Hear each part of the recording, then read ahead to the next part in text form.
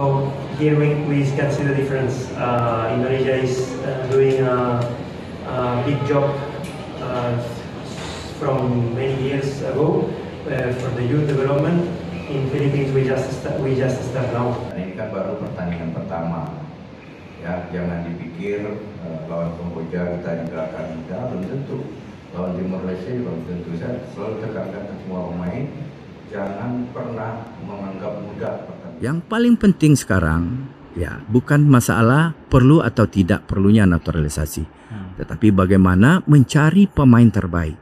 Kalau misalnya nanti satu saat pemain-pemain terbaik yang kualitasnya high level itu ada yang anak-anak yang ada di kompetisi-kompetisi kita, dari pembinaan-pembinaan kita yang kita lakukan, ya mudah-mudahan kemudian hari pembinaan kita semakin bagus, tentu persaingan akan semakin ketat. Tidak mungkin seperti sekarang, ya kan, banyak pemain naturalisasinya yang bermain daripada pemain yang bukan dari naturalisasi.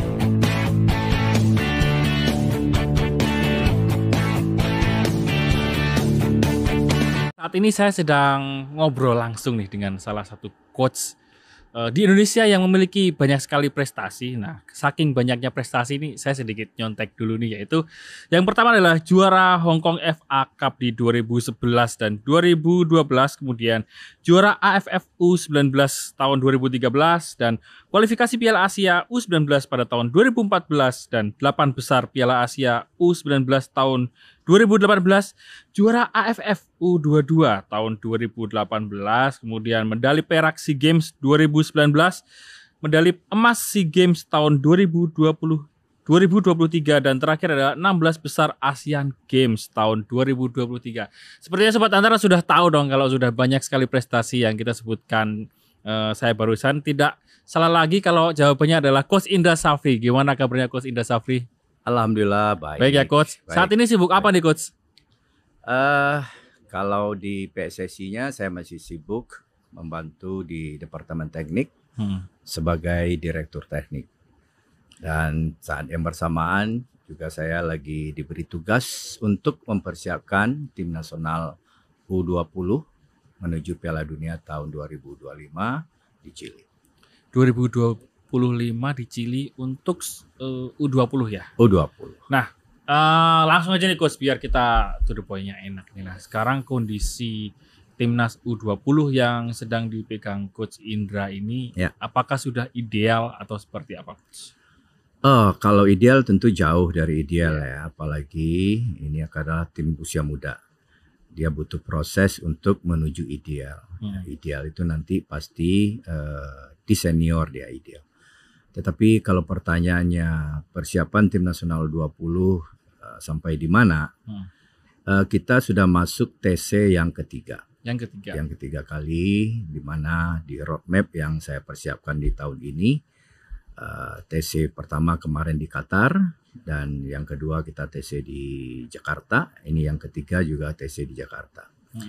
TC 1, 2, dan 3 ini bertujuan untuk mencari skuad terbaik dengan melakukan latihan dan beberapa kali pertandingan uji coba internasional. Makanya di TC Qatar kemarin memang nggak ada uji coba, kita betul-betul hanya mencari pemain waktu itu. Dan di TC di Jakarta kemarin kita sudah melakukan uji coba dengan Thailand, Uzbekistan, dan juga ada Suwon dari Korea, klub dari Korea, dan juga ada tim Bayangkara. Dan untuk TC ketiga ini kita juga akan ada uji coba dengan Cina tanggal 22 dan tanggal 25. Nah, itu semua kita bikin untuk mencari kualitas pemain yang terbaik. Yang akhirnya mencari tim terbaik. Nah, kalau kita melihat sebuah tim nih Coach, kan sebagai, apalagi Coach Indra pernah menjadi pemain juga, dan juga sekarang berposisi menjadi arsiteknya dalam sebuah strategi. Tentu akan melihat sebuah taktik itu tergantung karakter dari sebuah tim. Nah, kira-kira gaya melatih seperti apa Coach yang Coach terapkan saat ini untuk U20 yang sesuai dengan kondisi tim sekarang? Ya, jadi saya di tim nasional itu bukan sekarang tapi sudah 13 tahun yang lalu. Jadi tahun 2011 Saya mulai dari memegang tim nasional usia 16, usia 17, usia 18, 19, 20, 21, usia 22 juga pernah, dan usia 23, dan terakhir Asian Games usia 24. Dan apa yang saya dapatkan, fakta itu yang disampaikan di awal tadi. Ya.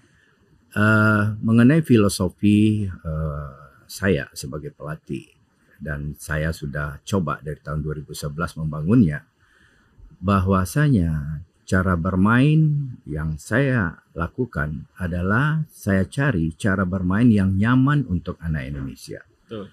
Karena apa? Saya akan melatih tim Indonesia yang dimana SDM-nya adalah anak-anak Indonesia.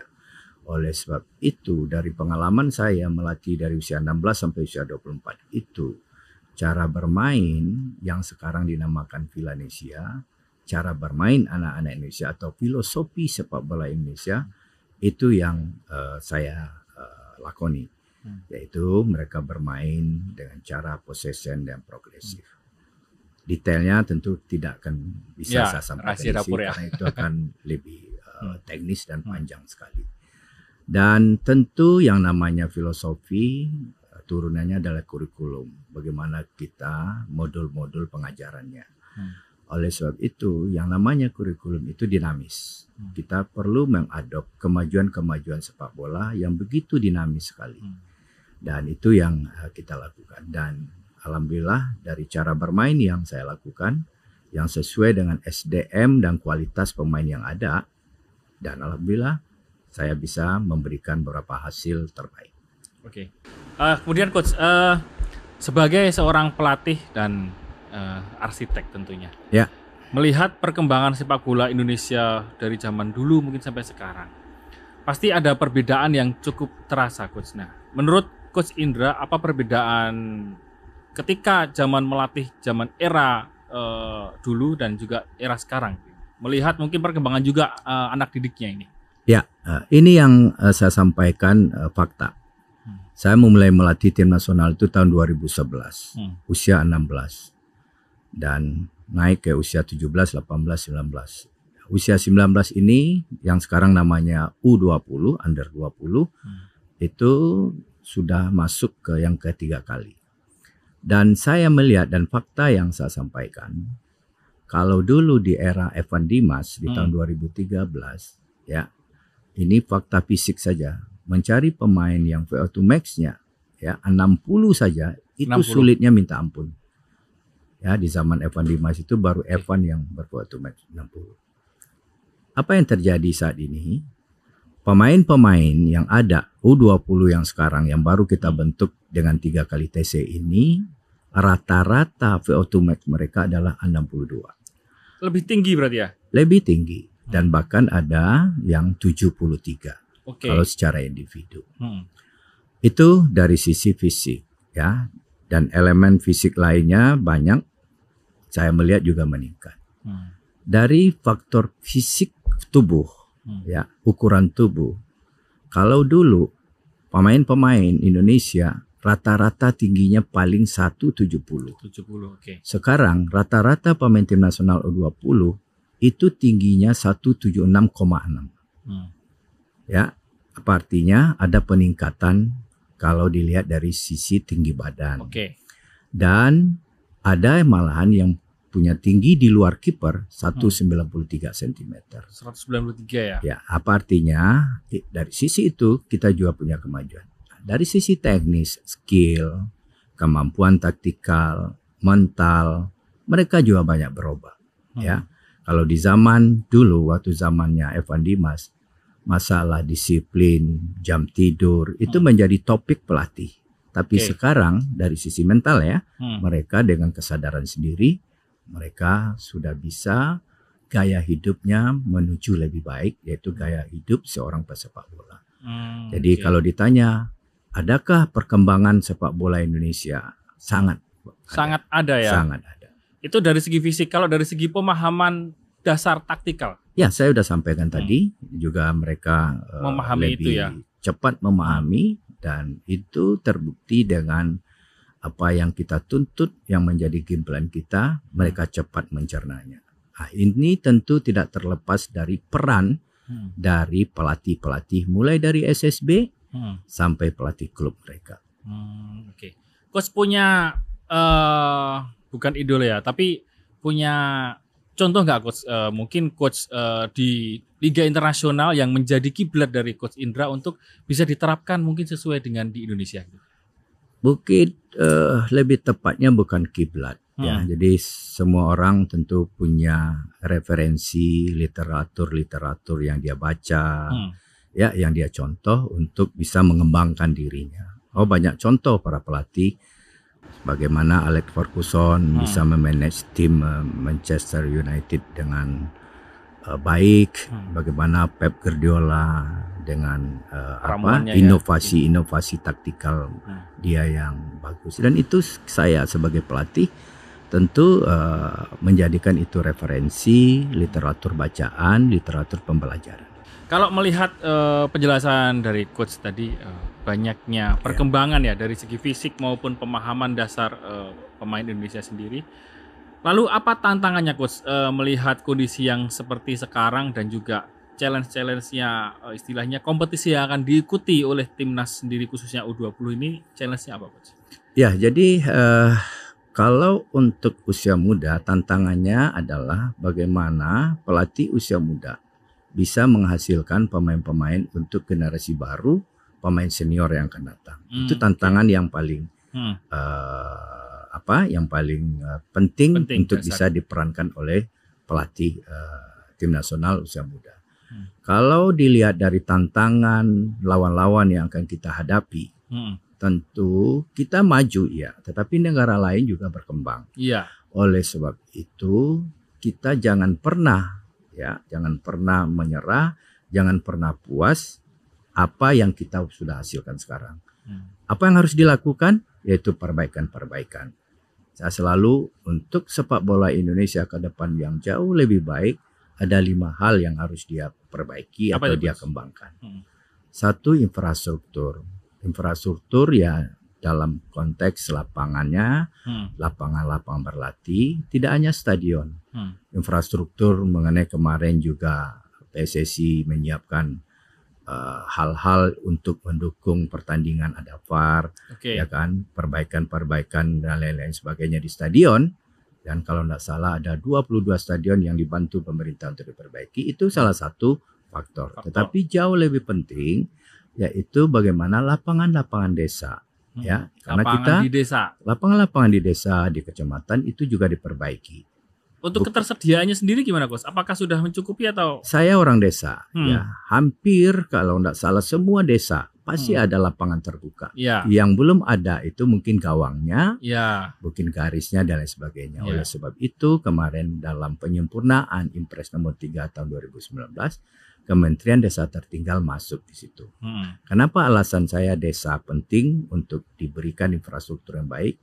Karena secara teori orang-orang yang akan jadi atlet itu adalah orang-orang multilateral, orang-orang yang kaya gerak, anak-anak yang dari kecil dia kaya gerak. Yang kaya gerak itu ya anak-anak kita yang di daerah, di desa-desa, yang di situ dia harus berjalan misalnya ke sekolah, dia bisa lari ke sana kemari dan lain sebagainya. Dan dia lebih bisa mengeksploitasi dirinya daripada, mohon maaf, anak-anak kita di kota bergeraknya terbatas.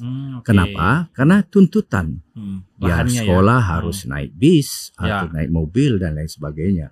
Dan oleh sebab itu, chance terbesar atlet lahir dari daerah-daerah. Ya, untuk pengembangannya mungkin dia berpindah ke kota-kota yang fasilitasnya jauh lebih baik. Yang kedua yaitu kurikulum. Nah, itu yang saya sampaikan tadi. Anak Indonesia akan nyaman dia bermain dengan cara Indonesia. Oleh sebab itu kita harus siapkan cara bermain yang kayak apa. Setelah kita tahu cara bermain yang kayak apa, baru kita siapkan kurikulumnya untuk menuju cara main itu. Cara bermain yang sesuai dengan filosofi itu tadi. Mulai dari skillnya yang kayak apa yang harus dibentuk, kemampuan taktikal dan kecerdasan taktikal yang kayak apa yang harus dibentuk, fisiknya yang mensupport yang kayak apa, mental yang harus kita kan kayak apa yang sesuai dengan filosofi kita itu tadi. Yang ketiga yaitu pengembangan pelatih. pelatih kita sekarang baru 10.000 orang. 10.000. Itu yang Jepang, berlisensi. Itu yang berlisensi.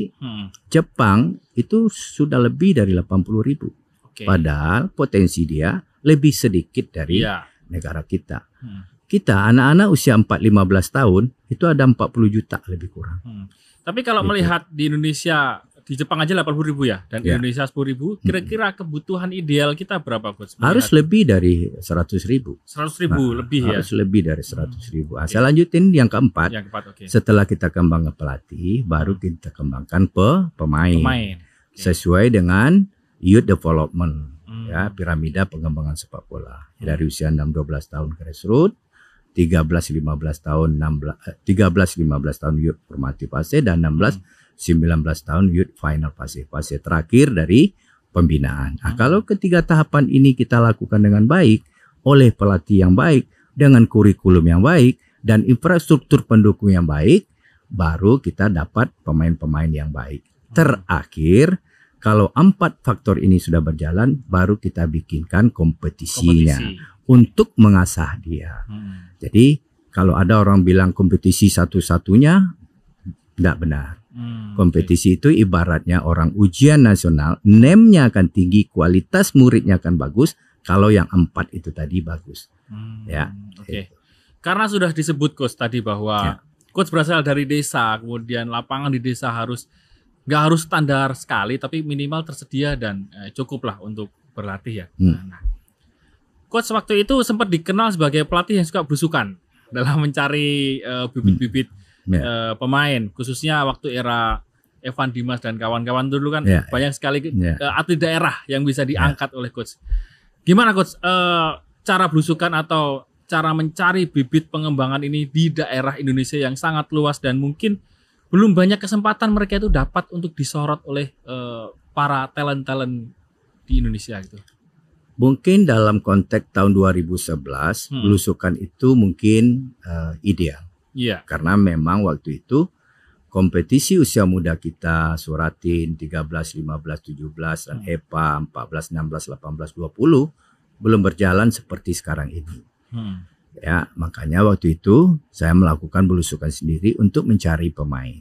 Nah, tetapi di sekarang itu nggak perlu dipopulerkan. Dan terbukti sekarang dengan adanya program kami yaitu Direktur Teknik di 34 provinsi.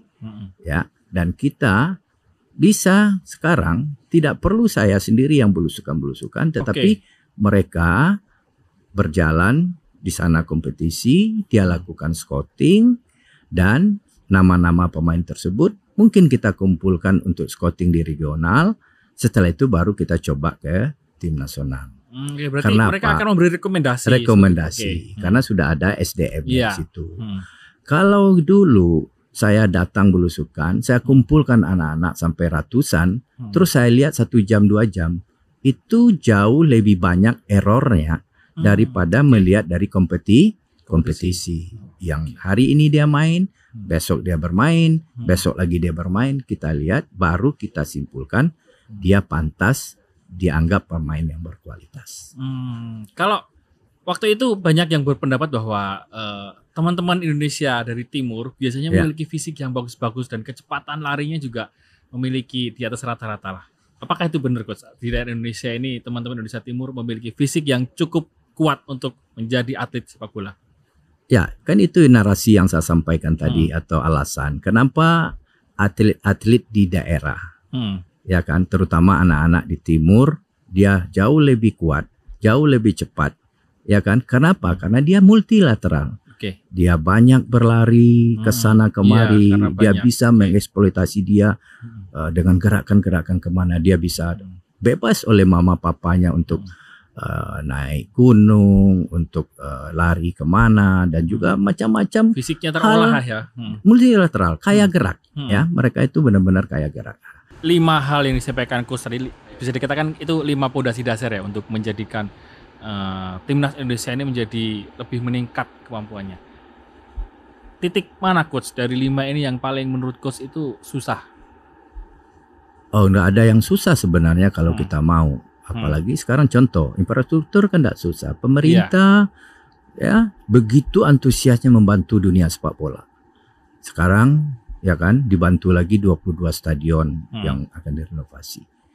Ya kan, jadi nggak susah dari sisi infrastruktur karena memang ada Impres nomor 3 tahun 2019 yang menjadi dasar untuk pemerintah membantu sepak bola Indonesia. Yang kedua, kurikulum ya kita harus perbaiki terus ya. Pengembangan pelatih, makanya pengembangan pelatih kan pelatih kita baru 10.000. Itu pun tidak merata sampai ke kecamatan, ke daerah-daerah. Banyak di daerah Jawa. Oleh sebab itu kemarin saya mengusulkan kalau bisa lisensi D dan C itu disupport oleh pemerintah, digratiskan. Nah, karena kalau gratis, setiap asprof 34 atau 38 sekarang itu membuat lisensi D dan C gratis untuk asprof Jabar, anak-anak Jawa Barat yang ikut. Anak-anak yang lain yang ber-KTP lain tidak boleh, pelatih lain tidak boleh ikut di situ. Begitu juga Papua. Biayanya gitu ya, akan lebih rendah. Sekarang kan orang-orang Papua kalau ngambil lisensi kadang-kadang ke Jakarta. Ya kan? Akhirnya nanti akan merata ke 34 asprof atau 38 asprof itu. Betul. Yang kedua, kualitasnya akan meningkat. Kenapa? Karena kalau gratis, kriterianya kita bisa tinggikan. Minimal memang dia pandai bermain sepak bola, dalam arti kata konteks sederhana, main 4-2 ya, dia minimal harus bisa nendang bola. Ini ada pelatih karena berbayar, nendang bola tidak bisa, kita juga PSSI nggak bisa larang dia untuk ikut kursus. Kenapa? Dia pembayar gitu. Nah, tapi kalau ini gratis, kriterianya kita tingkatkan. Dengan sendirinya kualitas pelatih-pelatih baru yang muncul nanti kualitasnya pasti akan lebih baik. Untuk C ke B, B ke A, A dan ke A Pro, mungkin mereka yang akan menanggung karena pelatih ini juga profesi. Ya, dia yang harus, ya kan, yang benar-benar mana yang menuju ke dunia profesional dia harus tingkatkan. Tetapi minimal pelatih D dan C, karena itulah basic sepak bola di kurikulum D dan C itu ada. Untuk melatih para pemain-pemain yang 4-15 tahun tadi. Yang sebanyak 40 juta atau minimal 10% dari yang 40 juta itu. Itu yang mereka latih yang tersebar di seluruh Indonesia. Kalau itu kita latih dengan pengetahuan awal bagus dan kita latih terus-menerus, maka kita akan punya pemain-pemain yang kualitasnya bagus. Coach melihat potensi SDM Indonesia yang ternyata memiliki potensi yang cukup besar dari segi teknikal dan juga fisik. Bagaimana pendapat Coach Indra Safri mengenai naturalisasi pemain, Coach? Apakah ini memang menjadi salah satu cara untuk menyerap istilahnya pengetahuan atau ilmu dari luar untuk bisa diadaptasi di Indonesia, atau memang ini salah satu strategi mempercepat kemampuan kita itu meningkat drastis gitu, Coach? Ya, jadi PSSI itu punya program jangka panjang, punya program jangka pendek, punya program juga jangka menengah. Kenapa PSSI mengambil sikap untuk melakukan naturalisasi khusus ya untuk anak-anak keturunan? Pertama, ini anak-anak keturunan Indonesia yang mereka itu punya darah Indonesia. Di luar teknis, ya.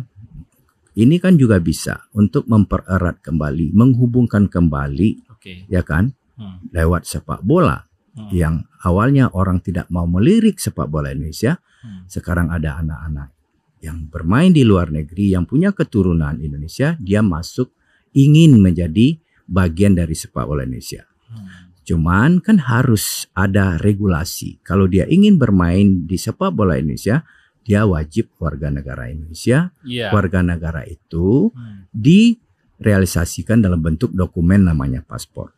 Walaupun dia keturunan tapi tidak punya paspor Indonesia, dia tetap masih belum warga Indonesia walaupun dia keturunan. Yang kedua, wajib dia sudah pindah asosiasi. Setelah itu yang ketiga ya kualitas. Nah, kalau kualitas ya pasti dipakai oleh pelatih tim nasional. Secara teknis, kenapa kita kan perlu juga ya kan prestasi yang lebih cepat.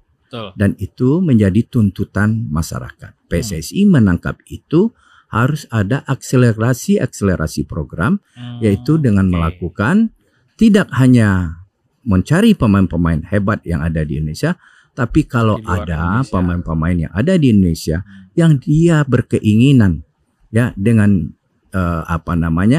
dengan dia keturunan Indonesia, dia punya keinginan membantu negara leluhurnya, dan Ketua Umum PSSI dan para Exco mengambil sikap dan juga supporting dari pemerintah untuk bisa dialihkan warga negaranya dari warga negara asing menjadi negara Indonesia. Tetapi kalau menurut saya, kalau dia sudah punya paspor Indonesia, jangan ada lagi bicara keturunan. Berarti dia sudah warga negara Indonesia. Itu. Jadi kenapa kita melakukan naturalisasi? Di samping tuntutan dari prestasi yang butuh secepatnya, maka kita perlu akselerasi. Tetapi apakah itu menjadi obat yang berkelanjutan? Yang paling penting sekarang ya bukan masalah perlu atau tidak perlunya naturalisasi, tetapi bagaimana mencari pemain terbaik. Kalau misalnya nanti satu saat pemain-pemain terbaik yang kualitasnya high level itu ada yang anak-anak yang ada di kompetisi-kompetisi kita, dari pembinaan-pembinaan kita yang kita lakukan, ya mudah-mudahan kemudian hari pembinaan kita semakin bagus, tentu persaingan akan semakin ketat. Tidak mungkin seperti sekarang, ya kan, banyak pemain naturalisasinya yang bermain daripada pemain yang bukan dari naturalisasi. Oleh sebab itu nggak perlu lagi dipolemikan, ya kan, ini naturalisasi atau tidak naturalisasi. Yang penting sekarang ada program jangka pendek yang perlu kita capai, yaitu prestasi. Tetapi jangan melupakan program pembinaan yang makin lama makin kita perbaiki dengan yang 5 hal itu tadi. Terima kasih Coach Indra Safri sudah hampir di podcast Antara, dan demikian Sobat Antara obrolan kita mengenai industri dan juga potensi sepak bola di Indonesia, khususnya Garuda Muda Indonesia, bahwa targetnya ternyata masih banyak ke depan yang harus dibenahi dan harus dicapai, dan kedepannya mudah-mudahan ya Coach kita memiliki prestasi yang bisa dibanggakan lagi. Amin. Bukan hanya prestasi capaian target dari kejuaraan saja, tapi juga pembibitan atlet-atlet muda ya Coach.